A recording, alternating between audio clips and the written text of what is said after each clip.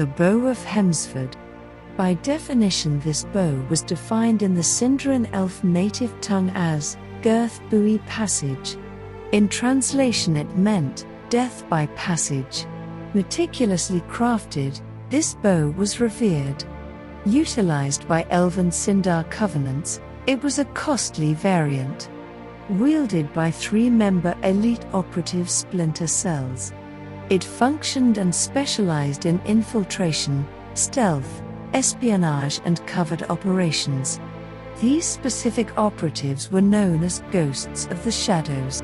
Operatives' jurisdiction, objectives and assignments, while sophisticated and complex in nature, were highly classified, and their directives were to be executed in elusivity.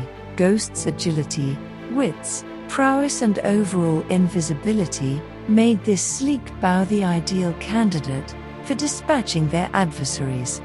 Granting lethality and leverage against targets at range, it could puncture and permeate the highest of fortified armors. Ghost's tactics revolved around striking hard, striking fast, and striking relentlessly in coordinated precision, ultimately leaving 0 traces in their wake.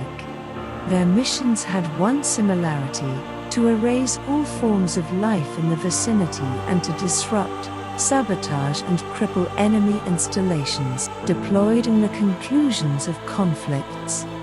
Ghosts were sent as a last resort. Their tactics, ethics and overall mentality were not that of the Sindar.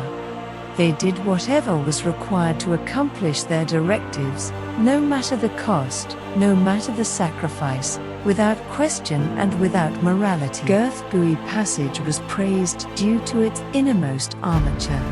It had embedded sonar dowsing rods. These mimicked and displayed movement through a built-in spherical orb aura. It was primed and accessed by flicking the wyvern motif embossed on the grip.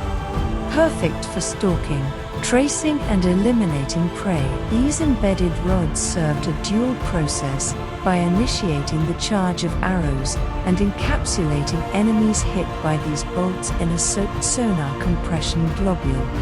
This effectively silenced targets upon impact in a dampened sound field. Any dying, ear-splitting and deafening cries were snuffed out in an active circumference upon immediate collision. Only visible signs was a faint scarlet dew on the cusp of the globule's perimeter. Opened fields had an active duration of 7 to 10 minutes. Upon additional impacts, these fields would be refreshed and reopened. In conclusion, 𝛨𝛴𝕗 passage was an elite weapon. Rarely seen, rarely used, its existence was shrouded in absolute secrecy. Capitalizing on stealth mechanics, assassination and precision strike,